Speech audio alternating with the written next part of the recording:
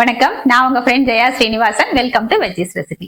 இன்னைக்கு நம்ம veggies recipe கிச்சன்ல தை அமாவாசைக்கு நைட் டிஃபன் பண்ணுவோம் இல்லையா, அதுக்கான ஒரு இட்லி ரெசிபி தான் பார்க்க போறோம். ரொம்ப ஈஸியான ரெசிபி.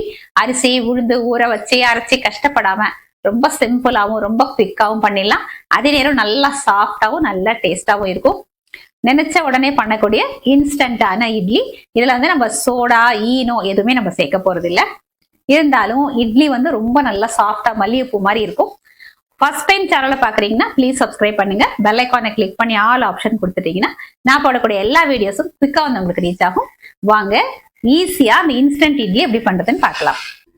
இன்ஸ்டன்ட் இட்லி பண்றதுக்கு 1 கப்பு கெட்டி அவல் எடுத்துட்டு இருக்கேன். 1 கப்பு தயிர், லேசா புளிப்பான தயிரா இருந்தா நல்லது. இப்போ இந்த அவலை நல்லா வாஷ் பண்ணி எடுத்துக்கலாம். பாருங்க, வாஷ் பண்ணிட்டு நல்லா தண்ணியை ட்ரைன் பண்ணி எடுத்துட்டு இருக்கேன். இப்போ இதில் நம்ம எடுத்து வச்சிருக்கிற தயிர் சேர்த்துக்கலாம். இதை நல்லா மிக்ஸ் பண்ணிடுவோம். இந்த அவுல் வந்து தயிரில் நல்லா ஊறணும். பாருங்க, நல்லா மிக்ஸ் பண்ணியாச்சு. ஒரு அரை மணி நேரத்துக்கு நல்லா ஊறட்டும். நம்ம ஒரு மூடியை போட்டு மூடிடலாம். அரை மணி நேரம் கழிச்சு பார்ப்போம். பச்சரிசியை நல்லா ஒரு 2-3 தடவை வாஷ் பண்ணிட்டு தண்ணி நல்லா வடித்து எடுத்துட்டு இருக்கேன். இதை இப்போ ஒரு துணியில் நம்ம காய வச்சுக்கலாம். இப்படி ஸ்ப்ரெட் பண்ணி விட்டோம்னா நல்லா காஞ்சிடும்.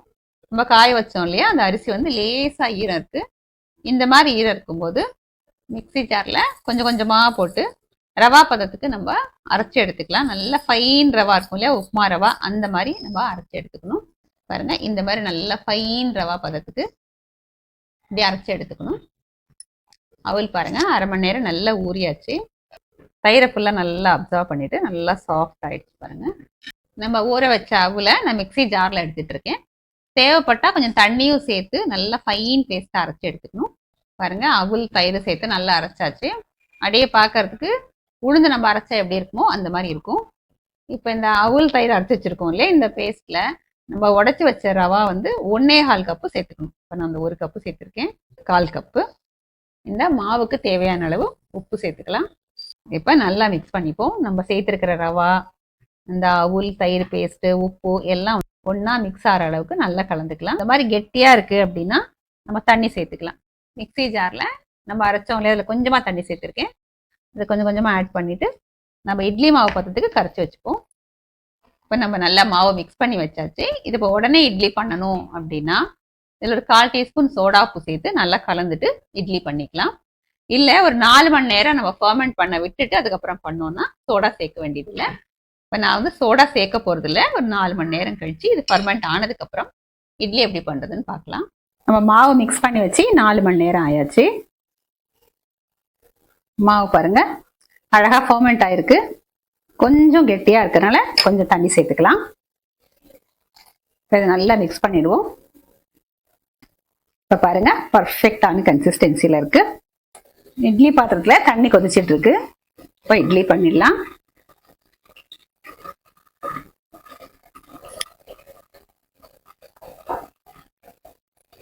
மூடியை போட்டு மூடிடுவோம். இது வேகிறதுக்கு 8லேருந்து 10 நிமிஷம் ஆகும். நம்ம அதுக்கப்புறம் பார்க்கலாம். 10 நிமிஷம் ஆயாச்சு. இட்லி வெந்திருக்கான்னு பார்க்கலாம். பாருங்க, இட்லி சூப்பரா வந்திருக்கு. லேசா தண்ணி தெளிச்சிடலாம். கொஞ்சம் கூட கையில ஒட்டாம அருமையா வந்திருக்கு பாருங்க. இப்போ ஸ்டவ் ஆஃப் பண்ணிடலாம்.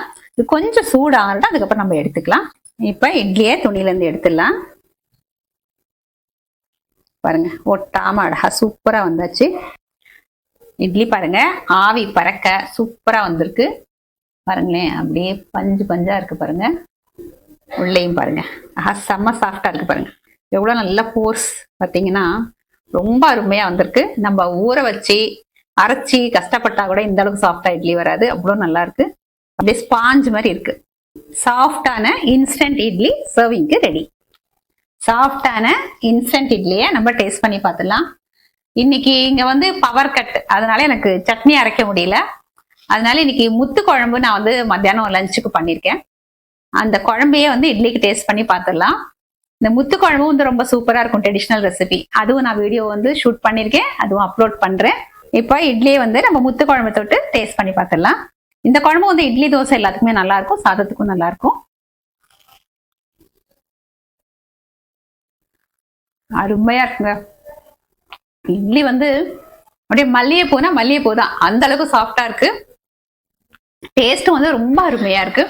அழகா தை அமாவாசைக்கு வந்து முத நாளே அரிசி உளுந்துலாம் ஊற வச்சு அரைச்சி கஷ்டப்படாம ஈஸியா இன்ஸ்டன்டா இந்த இட்லியை தாராளமா பண்ணலாம்.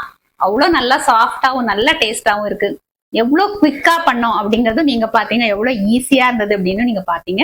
டேஸ்டாவும் சாஃப்டாவும் இருக்கக்கூடிய இன்ஸ்டன்ட் இட்லிய இந்த தை அமாவாசை பலகாரத்துக்கு நீங்க கண்டிப்பா ட்ரை பண்ணுங்க.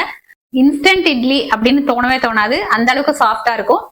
இந்த தை அமாவாசைக்கு இந்த இட்லி பலகாரத்தை சாப்பிட்டுட்டு அடுத்தது எப்போ பலகாரம் சாப்பிடணும் அப்படின்னாலும் இதே இட்லியை பண்ணு நாட்டுல எல்லாரும் சொல்ல போறேன்.